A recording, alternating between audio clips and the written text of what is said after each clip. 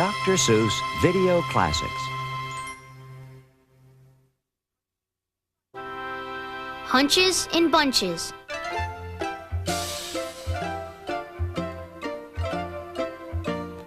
By Dr. Seuss. Do you ever sit and fidget when you don't know what to do? Everybody gets the fidgets. Even me, and even you. And today was quite an awful day for me and my poor pup. My trouble was, I had a mind, but I couldn't make it up. It's awfully, awfully awful when you can't make up your mind. Do you want to kick a football? Or sit there on your behind? Do you want to go out skating, fly a kite, or climb a tree? Do you want to eat a pizza, take a bath, or watch TV? Oh, you get so many hunches that you don't know ever quite if the right hunch is a wrong hunch. Then the wrong hunch might be right. There I was inside the house, so fuddled up I could shout, when I got a hunch, a happy hunch, that I shouldn't be in, but out. But before I could follow that happy hunch, a voice snapped, "Don't you dare!" And a real tough hunch informed me, "You're not going anywhere. There is homework to be done, bub. Sit your pants down on that chair." And so I did. I sat me down.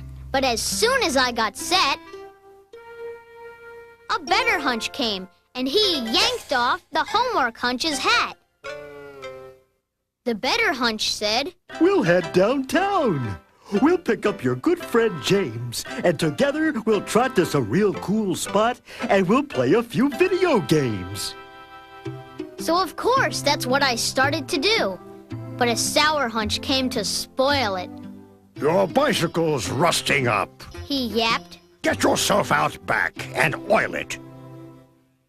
By now my mind was so mixed up, I really didn't know if I wanted to go to the barber shop or to Boise, Idaho. Then a very odd hunch upset me when he asked me loud and clear, "Do you think it might be helpful if you went to the bathroom, dear?" Before I could even answer him, a new voice interrupted.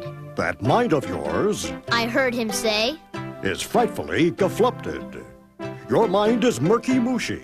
Will you make it up, or won't you? If you won't, you are a won'ter. Do you understand, or don't you? If you don't, you are a don'ter. You're a canter if you can't. I would really like to help you, but you're hopeless, so I shan't." Then a spookish hunch suggested I go 4 ways all at once. But I didn't fall for that one. I am not that dumb a dunce. I knew where I would end up if I tried a thing like that. Most likely on some dead-end road in West Jehoshaphat. I was much too smart for that 4-way hunch. But the next thing that I knew, I was following a nowhere hunch. A real dumb thing to do. Everybody sometimes does it. Even me. And even you. I followed him in circles till we wore the rug right through.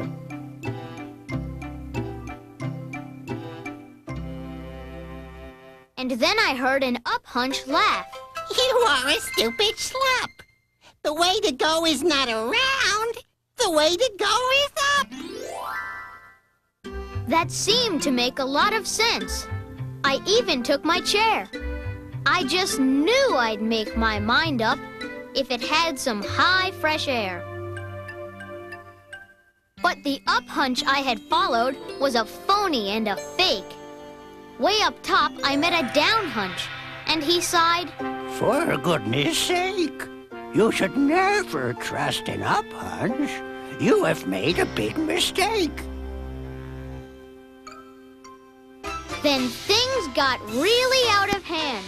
Wild hunches in big bunches were scrapping all around me, throwing crunchy, hunchy punches. And some super hunch was yelling, Make your mind up. Get it done. Only you can make your mind up. You're the one and only one. one of me could never do it. And quite suddenly, I knew. To get a job like that done would take more of me, like 2. And maybe even more of me, like 3 of me, or 4 of me. It took an awful lot of me. It took a lot of yelling. It took a lot of shoving and hot bargaining and selling. We all talked the hunches over, up and down and through. We argued and we bargued. We decided what to do. And I finally followed a munch hunch, the best hunch of the bunch.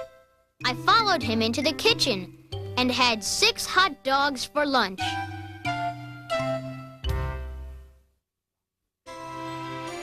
Dr. Seuss's Sleep Book, narrated by Madeline Kahn. The news just came in from the county of Keck that a very small bug by the name of Van Vleck is yawning so wide you can look down his neck. This may not seem very important, I know, but it is. So I'm bothering telling you so. A yawn is quite catching, you see, like a cough. It just takes one yawn to start other yawns off.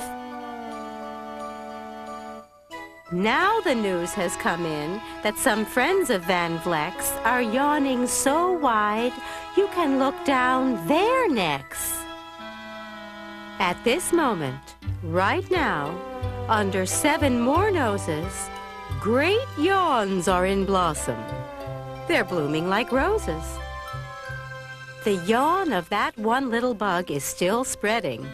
According to latest reports, it is heading across the wide fields, through the sleepy night air, across the whole country, toward every which where. And people are gradually starting to say, I feel rather drowsy. Oh, I've had quite a day. Creatures are starting to think about rest.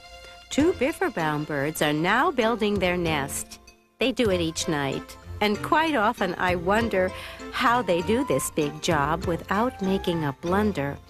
But that is their problem, not yours, and not mine. The point is they are going to bed, and that's fine. Sleep thoughts are spreading throughout the whole land. The time for night brushing of teeth is at hand. Up at Herkheimer Falls, where the great river rushes and crashes down crags in great gargling gushes, the Herkheimer sisters are using their brushes. Those falls are just grand for toothbrushing beneath, if you happen to be up that way with your teeth. The news just came in from the castle of Krupp that the lights are all out and the drawbridge is up. And the old drawbridge drawer just said with a yawn, Oh, my drawbridge is drawn, and it's going to stay drawn till the milkman delivers the milk about dawn. I'm going to bed now, so nobody better come round with a special delivery letter. The number of sleepers is steadily growing. Bed is where more and more people are going. In Culpeper Springs, in the Stiltwalkers' Hall, the Stiltwalker stilts are all stacked on the wall. The Stiltwalker walkers have called it a day. They're all tuckered out, and they're snoozing away. This is very big news. It's important to know, and that's why I'm bothering telling you so. Way out in the west, in the town of Merced, the Hinklehorn Honking Club just went to bed. Every horn has been quietly hung on a hook for the night in its own private Hinklehorn nook. All this long, happy day they've been honking about, and the Hinklehorn honkers have honked themselves out. But they'll wake up quite fresh in the morning, and then, they'll start right in Hinklehorn honking again. Everywhere, creatures are falling asleep. The collapsible frink just collapsed in a heap.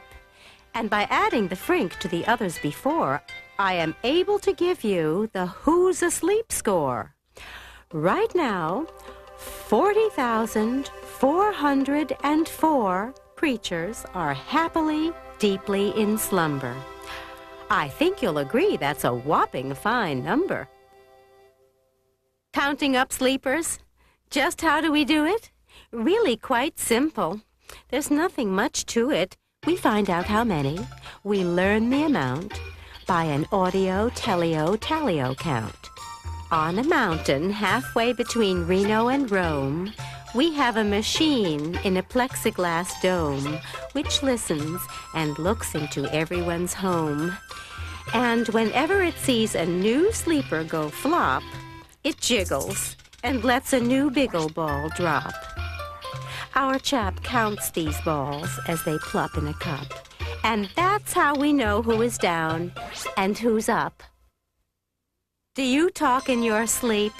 It's a wonderful sport, and I have some news of this sport to report. The world champion sleep talkers, Joe and Mo Redzoff, have just gone to sleep, and they're talking their heads off. For 55 years now, each chattering brother has babbled and gabbled all night to the other.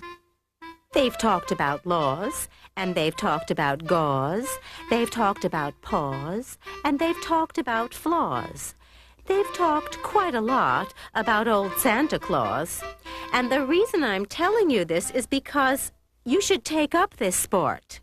It's just fine for the jaws. Do you walk in your sleep? I just had a report of some interesting news of this popular sport. Near Finnegan Fen, there's a sleepwalking group, which not only walks, but it walks a la hoop. Every night they go miles. Why, they walk to such lengths, they have to keep eating to keep up their strength. So every so often, one puts down his hoop, stops hooping, and does some quick snooping for soup. That's why they're known as the Hoop Soup Snoop Group. Sleepwalking, too, are the curious Crandalls, who sleepwalk on hills with assorted-sized candles. The Crandalls walk nightly in slumbering peace, in spite of slight burns from the hot dripping grease. The Crandalls wear candles because they walk far, and if they wake up, want to see where they are. Now the news has arrived from the Valley of Vale that a Chippendale mupp has just bitten his tail, which he does every night before shutting his eyes. Such nipping sounds silly, but really it's wise. He has no alarm clock, so this is the way he makes sure that he'll wake at the right time of day. His tail is so long, he won't feel any pain till the nip makes the trip and gets up to his brain. In exactly 8 hours, the Chippendale mupp will at last feel the bite and yell, "Ouch!" and wake up. A Mr. and Mrs. J. Carmichael Crocs have just gone to bed near the town of Fort Knox, and they, by the way, have the finest of clocks.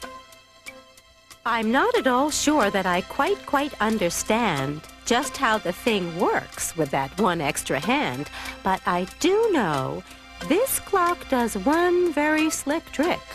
It doesn't tick-tock. How it goes is tock-tick.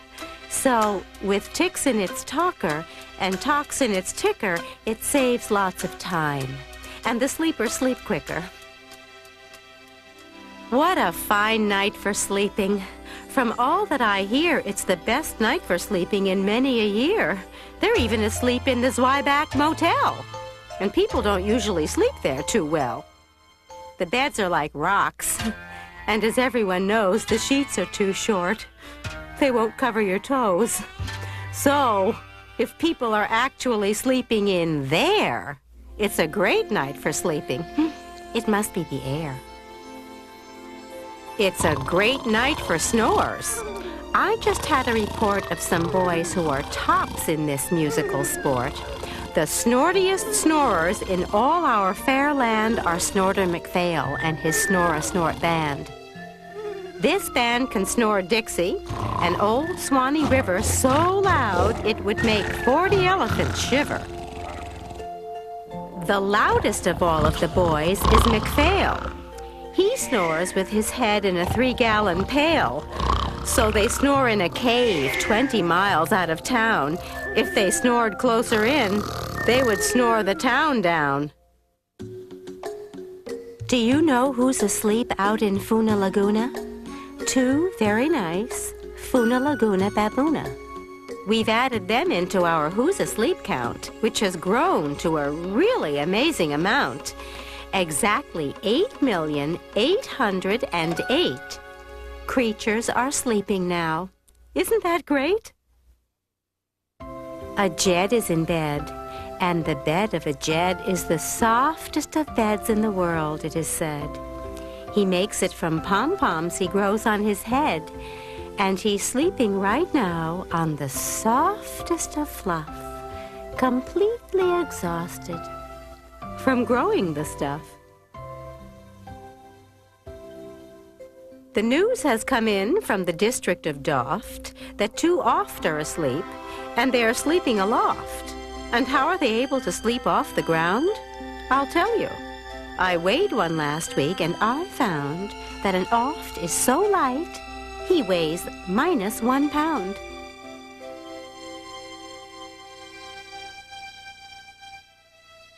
A moose is asleep.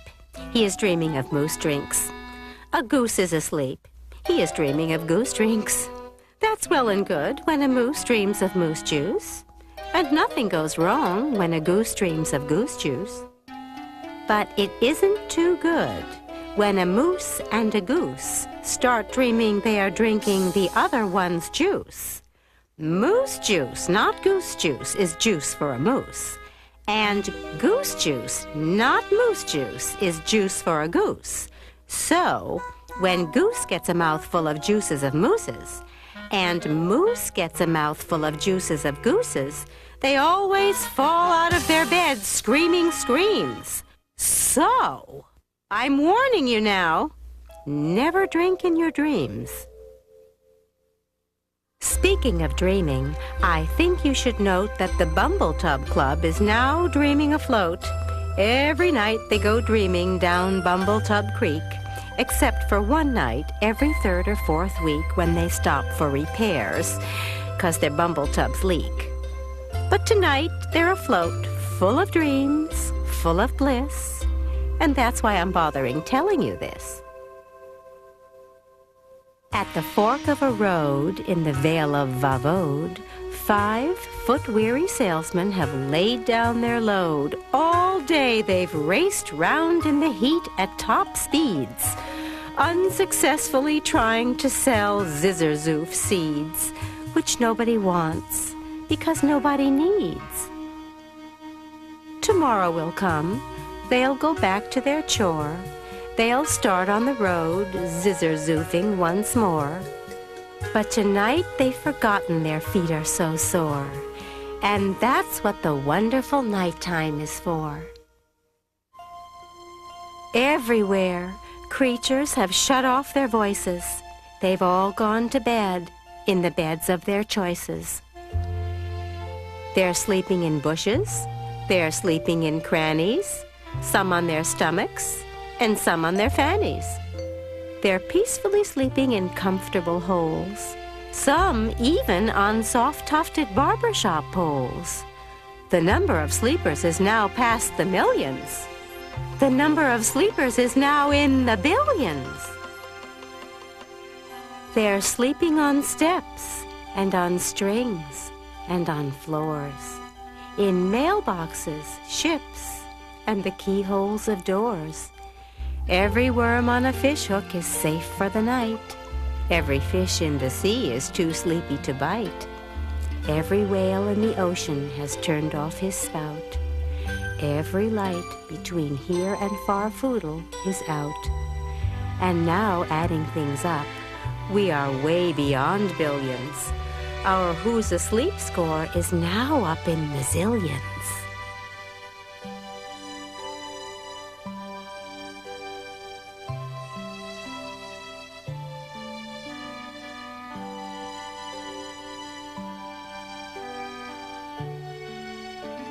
$99,9,000,000,002 creatures are sleeping. So, how about you?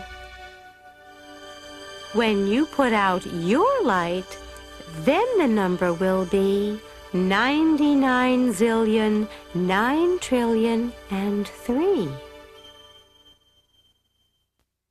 Good night.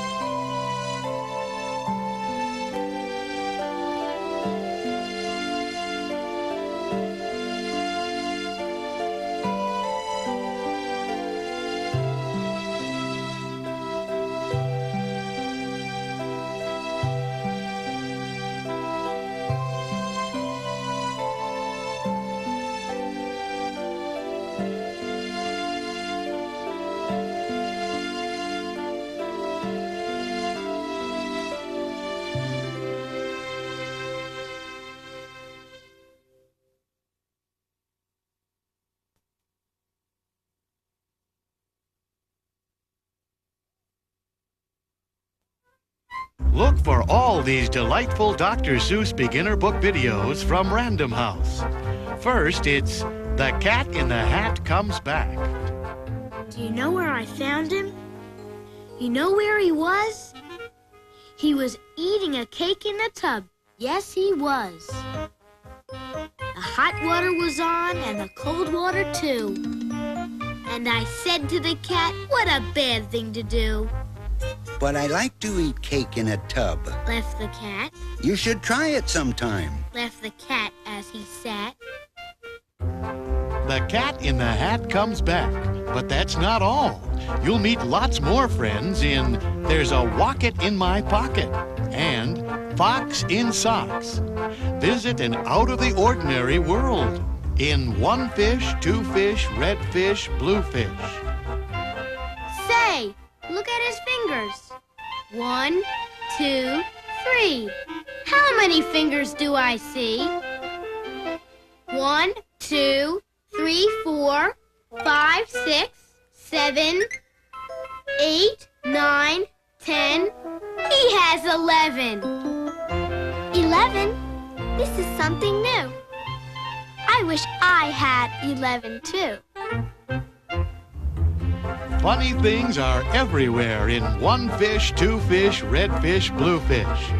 And there are more surprises in Oh, the Thinks You Can Think and The Foot Book.